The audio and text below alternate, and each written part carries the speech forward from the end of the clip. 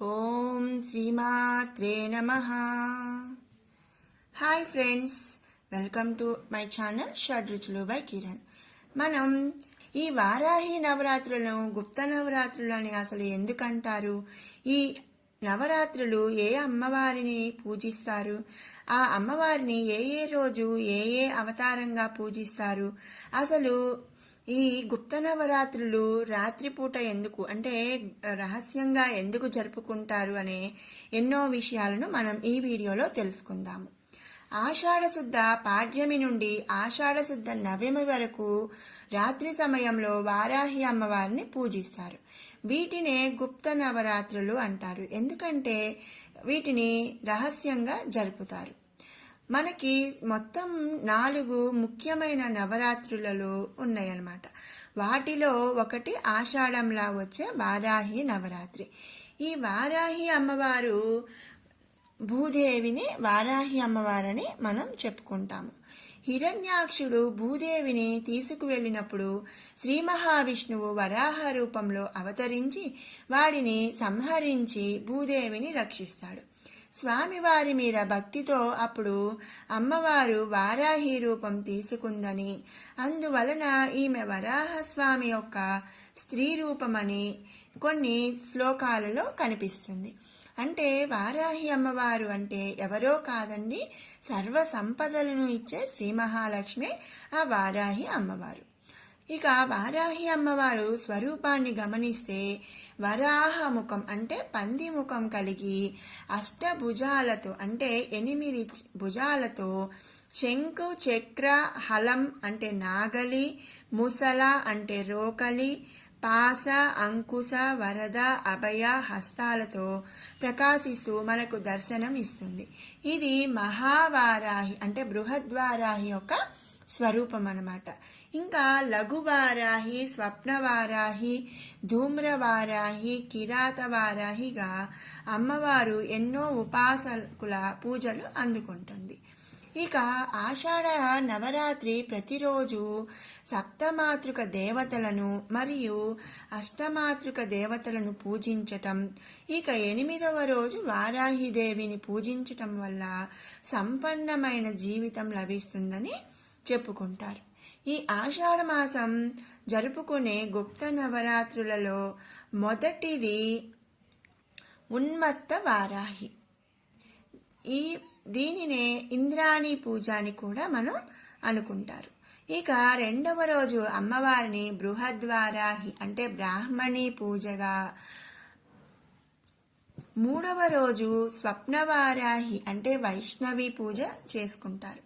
ఇక 4వ రోజు కిరాతవారాహి అవతారంలో మాహేశ్వరి పూజని జరుపుకుంటాం.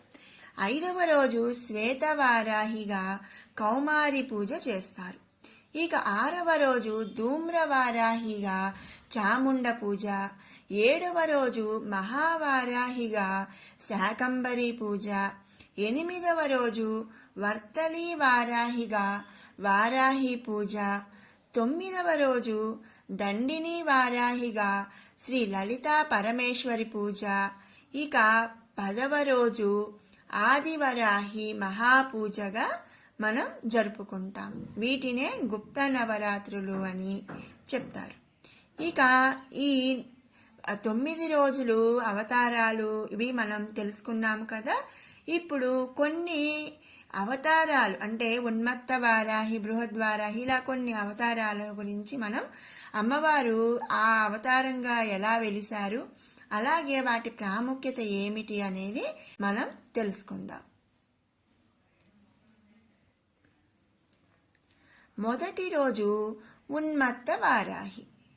ఉన్మత్త వారాహి అనేది వారాహి దేవత యొక్క ఉగ్రమైన రూపంలో ఒకటి. ఆమె పేరు ఉన్మత్త. అంటే ఉన్మత్త అంటే శక్తివంతమైనది అని అర్థం. ఉన్మత్త అనే పేరు సంస్కృతంలో మాత అనే పదం నుండి ఉద్భవించింది. దీని అర్థం ఎన్ని కష్టాలు వచ్చినా ఎప్పటికీ విడిచిపెట్టని తల్లి అని అర్థం అన్నమాట. ఉన్మత్త వారాహి విజయం, ఆనందం మరియు శాశ్వతమైన శాంతిని కలిగించే శక్తివంతమైన దేవత. ఉన్మత్త వారాహీదేవి 8 చేతులతో కూడిన దివ్యమైన తల్లి. ఆ తల్లి యొక్క ఉగ్ర రూపం. ఆమె శ్రేయస్సు మరియు సమృద్ధిని సూచిస్తుంది. వారాహి తన చేతిలో దంతాన్ని పట్టుకొని ఆమె ధైర్యంగా, నిర్భయంగా, స్వతంత్రంగా ఉన్నట్టు చూపించడానికి గేదెపై కూర్చొని ఉంటుంది ఈ ఉన్మత్త వారాహి. ఇక ఉన్మత్తి వారాహి యొక్క ప్రత్యేకతకు అంటే ప్రాముఖ్యతకు వస్తే, నేరుగా శివుని శాపానికి దక్షుడు గురైనప్పుడు వారాహి దేవతను పూజించాడు. దక్షుడు తనకు జన్మించే పిల్లలు ఇతర మానవుల కంటే తెలివైన మరియు ఆరోగ్యంగా ఉండాలని మరియు భారీ శరీరాలు కలిగి ఉండాలని శివుని నుండి వరం పొందడానికి తీవ్రమైన తపస్సు చేశాడు. అతని ప్రార్థన ప్రకారం అతని పిల్లలు శివుని కుమారుడైన గణేశుని వలె తెలివైన వారు, అలాగే ఆరోగ్యవంతులుగా జన్మించారు. కాబట్టి మొదటి బిడ్డ పుట్టడం శుభపరిణామం. కానీ మరో సంఘటన వారిని ఆశ్చర్యపరిచింది. అతనికి 2 తలలు ఉన్నాయి, 2 శరీరాలు ఉన్నాయి. ఎవరు మగబిడ్డ, ఎవరు ఆడబిడ్డ అని తెలుసుకోవటం కూడా కష్టమైందంట. కాబట్టి పుట్టినప్పుడు ఆడబిడ్డకు జనని అని, మగబిడ్డకు కుశ అని పేరు పెట్టారు. ఉన్మత్త దేవిని తనను తాను విలీనం చేసుకోవటం ద్వారా శివుడు మానవులను సృష్టించాడు. శాపాన్ని తొలగించడంలో ఉన్మత్త వారాహీదేవి ముఖ్యమైన పాత్ర పోషించింది. భక్తులకు ఆరోగ్యాన్ని అనుగ్రహించే దివ్యమైన తల్లి ఈ ఉన్మత్త వారాహీదేవి. ఇక 2వ అవతారం బృహద్వారాహి. బృహద్వారాహి దుర్గాదేవి యొక్క మరొక అవతారం. ఆమె సింహం చేతిలో కత్తి, ప్రపంచమంతా తిరుగుతూ తన భక్తులను రక్షిస్తుందని చెప్తారు. బృహద్వారాహి యొక్క ప్రాముఖ్యతకు వస్తే, బృహద్వారాహి దేవిని బృహదేవి అని కూడా పిలుస్తారు. ఎందుకంటే ఆమె తన విధ్వంసాన్ని ఎప్పుడూ ఆపదు. ఆమె ఎప్పుడైనా ఎక్కడికైనా చేరుకుంటుంది. ఆమె బృహద్వారాహి అని గౌరవింపబడుతుంది. అంటే ఎప్పుడు సంకోచం లేనిది. బృహద్ అంటే సంకోచం లేనిది. ఇక దుర్గాదేవి యొక్క బలమైన కోణాలలో వారాహీదేవి ఒకటి. ఈ అవతారం యొక్క ప్రధాన లక్షణం ఏమిటంటే, ఆమె 8 చేతులతో 8 ఆయుధాలను కలిగి ఉంటుంది. ఆమె చేతిలో పట్టుకున్న కత్తి విశ్వంలోని అన్ని బాధలను కూడా నాశనం చేయగలదు. ఇక బృహద్వారాహి ఏదైనా రూపంలోకి లేదా ఏదైనా ఆకారంలోకి కూడా మారగలదు. కాబట్టి విశ్వాన్ని కాపాడే అసమానమైన శక్తులు ఆమెకు సొంతం. ఇక 3వ అవతారం స్వప్నవారాహి. స్వప్నవారాహీదేవి లక్ష్మీదేవత యొక్క ప్రసిద్ధ అవతారం. ఆమె మహావిష్ణువు యొక్క వరాహ ఆకారపు అభివ్యక్తి అయిన వారాహి యొక్క స్త్రీ స్వరూపం. ఈ అవతారంలో దేవతను రాత్రి దేవత అని కూడా అంటారు. అంతే కదా, స్వప్న అంటేనే పేరులోనే తెలుస్తుంది మనకు. రాత్రి నిద్రపోయినప్పుడు వచ్చేవే స్వప్న అంటే కలలు. ఈమె పేరు స్వప్నవారాహి కాబట్టి ఆమెను రాత్రి దేవత అని కూడా పిలుస్తారు. ఇక స్వప్నవారాహి యొక్క ప్రాముఖ్యతకు వస్తే, స్వప్నవారాహి చీకటి మేఘాలచే చుట్టుముట్టబడి 3 కళ్ళు కలిగి ఒక వారాహి యొక్క ప్రత్యేక ముఖాన్ని కలిగి ఉంటుంది. ఆమెకు నెలవంక కిరీటంగా ఉంటుంది మరియు గుర్రంపై కూర్చుని ఉంటుంది. తన చేతుల్లో పాము, గోరు, డాలు మరియు కత్తిని కలిగి ఉంటుంది. ఈ వారాహీదేవి తన భక్తులతో కలల ద్వారా సంభాషిస్తుందని చెప్తారు. జీవితంలోని వివిధ సంఘటనలను అంచనా వేయటంలో మన కళలు ముఖ్యమైన పాత్ర పోషిస్తాయి. వారాహి దేవత యొక్క ఆ అత్యున్నత అవతారం భక్తులకు వారి భూత, వర్తమాన మరియు భవిష్యత్తు గురించి నిర్దేశం చేస్తుందని చెప్తారు. స్వప్నవారాహి తన భక్తులను వారి కళల ద్వారా వారితో సంభాషించడం ద్వారా వారిని కాపాడుతుందని చెప్తారు.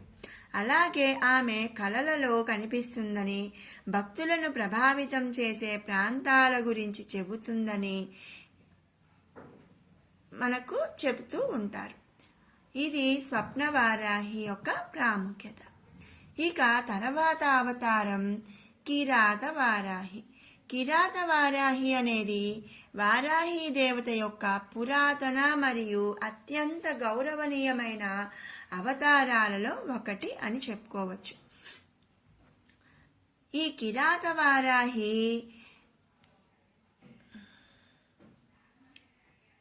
కుమార రాక్షసుడు అనే ఒక రాక్షసుని చంపడం ద్వారా కిరాతవారాహి ఉద్భవించింది. ఇక తర్వాత అవతారం శ్వేతవారాహి. వారాహిదేవి యొక్క 10 అవతారాలలో శ్వేతవారాహి కూడా ఒకటి. ఆమె ప్రేమ మరియు సంతానోత్పత్తి యొక్క దేవత అని నమ్ముతారు.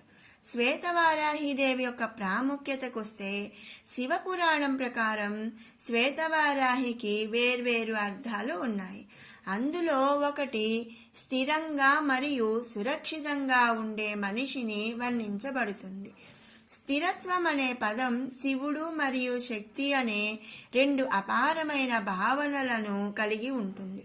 ఒక సంపూర్ణ కలయికలోకి తీసుకువస్తుంది. శ్వేతవారాహి విశ్వాన్ని కలిపి ఉంచుతుందని సూచిస్తుంది. శ్వేతవారాహి ఈ అంశంలో విశ్వానికి దూత అని నమ్ముతారు. శ్వేతవారాహి శారీరక మరియు మానసిక అంశాలలో స్థిరత్వాన్ని సూచిస్తుంది. ఆమె శివుని సృష్టి అయినప్పటికీ ఆమె తన ప్రత్యేక స్వభావం కలిగి ఉంటుంది. శ్వేతవారాహిని పూజించటం వల్ల ప్రతికూల శక్తుల నుండి రక్షణ కలుగుతుంది. ఈ తల్లిని ఆరాధించటం వల్ల జీవితంలో విజయం మరియు శ్రేయస్సు లభిస్తుందని చెప్పుకుంటారు. ఇక తర్వాత అవతారం ధూమ్రవారాహి. ధూమ్రవారాహి దేవి వారాహి యొక్క కమండల రూపం. దైవాంశ సంభూతులలో ధూమ్రవారాహి దేవత భగవంతుని ప్రేమగల తల్లిగా గౌరవనీయమైన స్థానాన్ని కలిగి ఉంది. ధూమ్రవారాహి యొక్క ప్రాముఖ్యతకు వస్తే, వారాహిదేవి శక్తివంతమైన దేవత. ధూమ్రవారాహిదేవి వారాహి యొక్క 10 అవతారాలలో ఒకటి అని చెప్పుకుంటాం. ఆమెను సర్వదేవత యొక్క ముఖ్యమైన అంశగా చెప్తారు. ఆమె ప్రత్యేక రూపం ఎంతో ఆకర్షణీయంగా ఉంటుంది. ఆమె 2 చేతులు అభయముద్రతో ఉంటాయి. మరో 2 చేతులు కమలాలను కలిగి ఉంటాయి. ఆమె భక్తుల జీవితాలను అడ్డుకునే ప్రతికూలతను మరియు అడ్డంకులను నాశనం చేయగలదని భక్తులు నమ్ముతున్నారు. రైతులు ధూమ్రవారాహిని భక్తిగా పూజిస్తారు. ఎందుకంటే ధూమ్రవారాహి వర్షాలు కురిపించే దేవత అని వారి యొక్క నమ్మకం అన్నమాట. ఇక తర్వాత అవతారం మహావారాహి. ఆషాఢ నవరాత్రులలో మహావారాహిని ప్రత్యేకంగా పూజిస్తారు. మహావారాహి సమక్షంలో శ్రీచక్రం ఎప్పుడూ ఉంటుంది. ఆమె స్వచ్ఛత, శాంతి మరియు శ్రేయస్సు యొక్క చిహ్నం. ఆమె దేవి శ్రీ లలితా పరమేశ్వరి యొక్క ఆయుధం నుండి ఉద్భవించిందని చెప్పుకుంటారు. ఇక మహావారాహి యొక్క ప్రాముఖ్యతకు వస్తే, ధర్మాన్ని పునఃస్థాపన చేయటానికి మరియు సమస్త మానవాళిని తిరిగి సన్మార్గంలోకి నడిపించడానికి దైవత్వం మానవ రూపంలో యుగ యుగాలకు వ్యక్తమవుతుంది. అటువంటి స్వరూపమే శ్రీ మహావారాహీదేవి. శ్రీ మహావారాహీదేవి 8 చేతులతో అతిలోక సుందరిలాగా కనబడుతుంది. ప్రతి చేతిలో శంకు, చక్రం, గద, ఖడ్గం, ముషలం, అభయవరదం మరియు ఉలక్కై ఉంటాయి.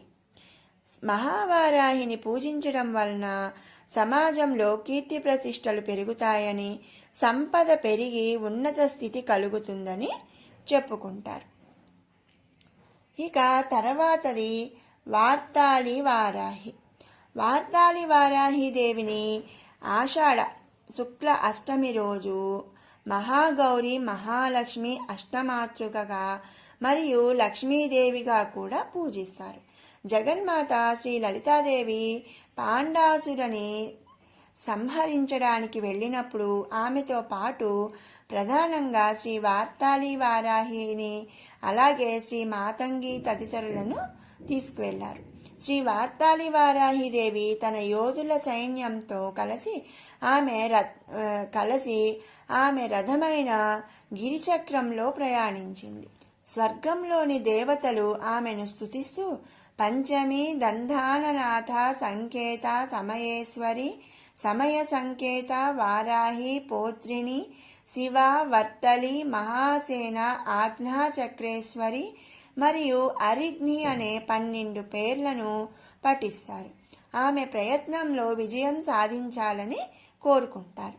ఆమె గర్జించే తాకిడి చాలా భయంకరంగా ఉంటుందని, అసురులు భయపడి తమను చంపకుండా కాపాడుకోవడానికి వెనుదిరిగారని చెప్తారు. అంతిమ విజయం జగన్మాత శ్రీ లలితాదేవిది అనడంలో సందేహమే లేదు. వార్తాళి వారాహిదేవి యొక్క మూల మంత్రం మనం ఒకసారి జపించుకుందాం. ఓం క్లీం వరాహముఖీ హ్రీం సిద్ధిస్వరూపిణి శ్రీం తనవ సంగరీ దానం వర్షయస్వాగా. ఈ వార్తాళి వారాహి మంత్రాన్ని జపించినంత ఎలాంటి భయాలు లేకుండా శత్రునాశనం జరిగి మనకి జయం కలుగుతుందని ఒక నమ్మకం. 9వ రోజు వారాహీదేవిని దండిని వారాహీదేవిగా అలంకరిస్తారు. ఈ వారాహీదేవి అన్ని ప్రతికూల శక్తులను నాశనం చేస్తుంది మరియు తన భక్తులకు శక్తివంతమైన రక్షణను అందిస్తుంది. వారిని జీవితంలో సరైన మార్గంలో ఉంచుతుంది అని భక్తుల యొక్క నమ్మకం.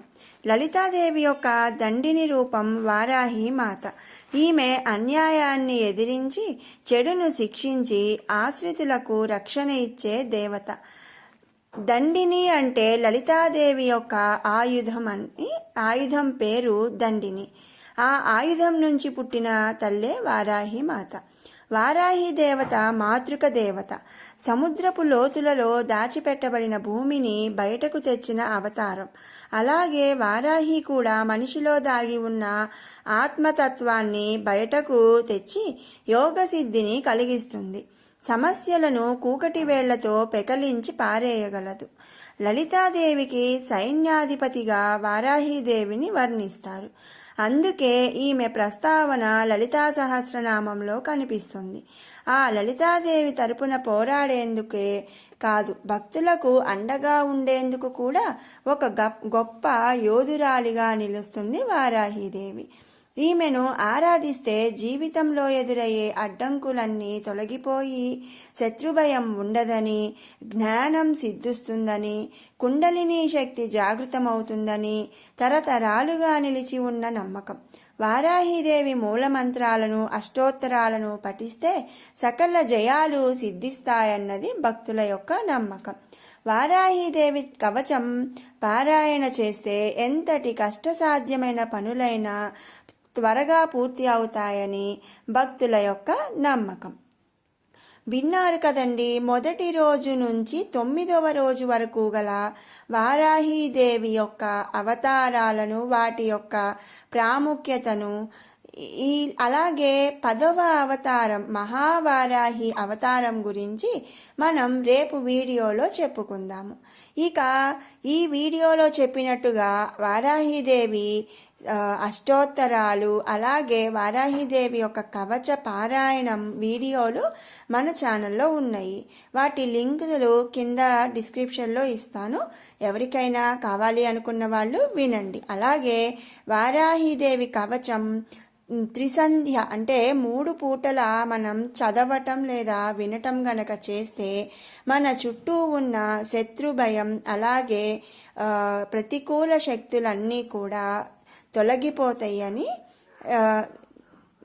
వారాహిదేవి కవచంలో కూడా చెప్పబడింది. కాబట్టి అందరూ కూడా అంటే మీ ఒక దైనందిక జీవితంలో అంటే ప్రతిరోజు మీ పనుల మధ్య 10 నిమిషాలు వారాహిదేవి కవచం వినటానికి లేదా చదవటానికి సమయం కేటాయించి అందరూ కూడా ఆనందంగా ఉంటారని ఆశిస్తున్నాను. ఓం శ్రీమాత్రే నమః. ఓం శ్రీ వారాహిదేవ్యై నమో నమః.